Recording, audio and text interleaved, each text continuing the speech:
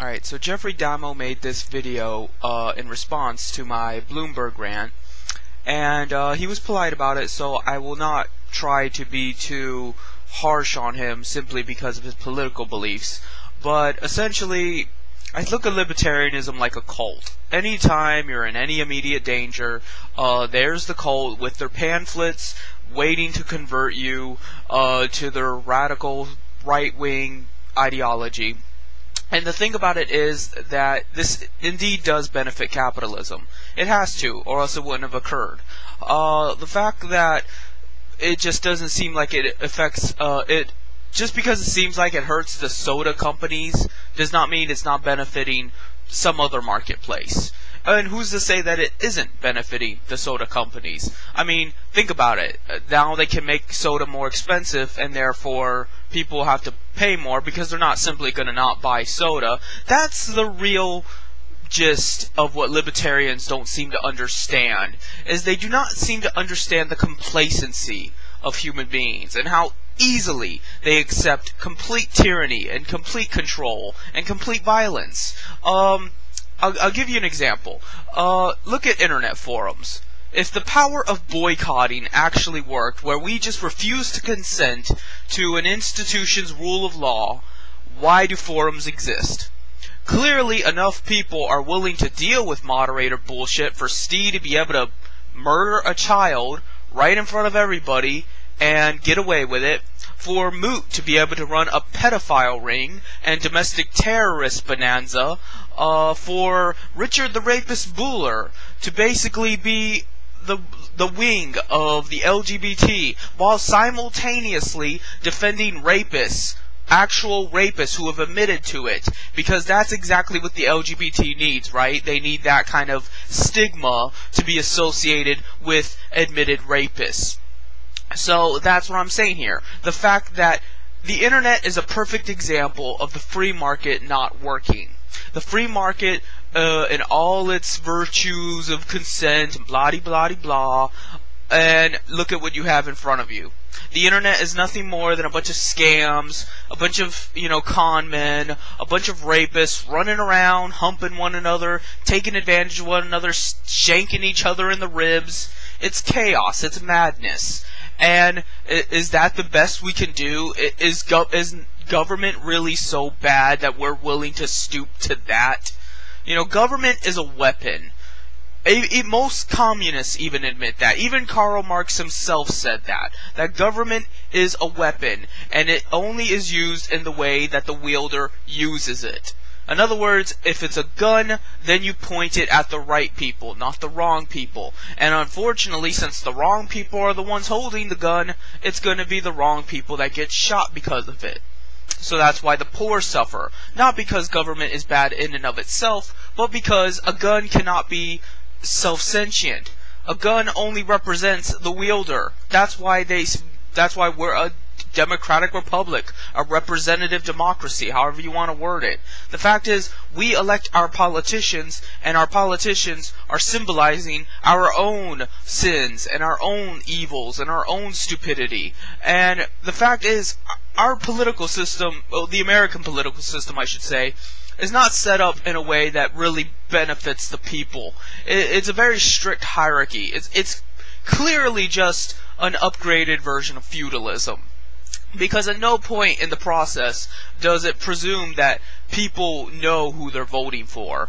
The idea that people are just going to know ahead of time what their state representatives are like, what their senators are like, and just be educated on all of that, especially back then when we didn't have the internet, that's very suspicious. It's very callous and very convenient that they would expect their entire population to know what their politicians were going to be like as people, as ideologies, before they were elected into office. And nowadays, when we have the internet, we can do that, but even then, it's constantly being censored. That's what this comes down to. The free market, so-called, likes to censor people because it benefits them. The forums, anywhere you go, anywhere, I don't care where it is. It could be YouTube, it could be Google+, it could be Facebook, anywhere you go, they will censor you, eventually. Why? Because it benefits them to do so. Either because they think that they have this little globe that they need to run, this utopian vision of rapture from BioShock. Or maybe because they just don't like you, and seeing as it's their property, they get to exercise that rape on you and just take advantage of the fact that you can't ban them, but they can ban you. And that's all it is. In their mind, that's all it comes down to, is the right to exercise power over other people. That's capitalism. And that's why I'm opposed to capitalism. It has nothing to do with the government or not to do with the government. The government is just a means to an end for them. If there was no government, the markets would just use other means to apply force to me. They would either hire people to come and shoot me down, or they would shoot me with their own guns, or they would intimidate me, coerce me, conspire against me, try to lie and deceive. They would use any method available to take advantage of me. It's just easier with government, and at that it's only easier because we allow it to be, because we do not try to turn government toward the left instead of the right. So I'm not going to blame government for this. Mayor Bloomberg can be voted out, but his ideology can't. His thought process can't. That has to be transformed. We cannot simply vote out bad ideas. We have to try to appeal to the people however we can. And I'm not suggesting that we try to be peaceful and loving and consensual, because clearly that's what the right wing wants us to do. The right wing wants us to come to this battle with our hands tied behind our back while they're plotting and scheming and shoving knives in our anuses and things like that. We have to be just as deceptive, just as violent, and just as coy as they are, because that is what this is. A war. We are battling a war of morality. And we don't win wars of morality by, sitting back and just being peaceful about things. That's why I don't like Mr. Reb Zion. Because Mr. Reb Zion is a tool, and he's a neoconservative shill who tries to preach love and tolerance because he knows that doesn't work. He knows while his enemies are busy being loving and tolerable, that he is busy rubbing his hands together, sneaking around, doing his own Christian theocracy or whatever. I'm on to him, and I'm on to the right wing.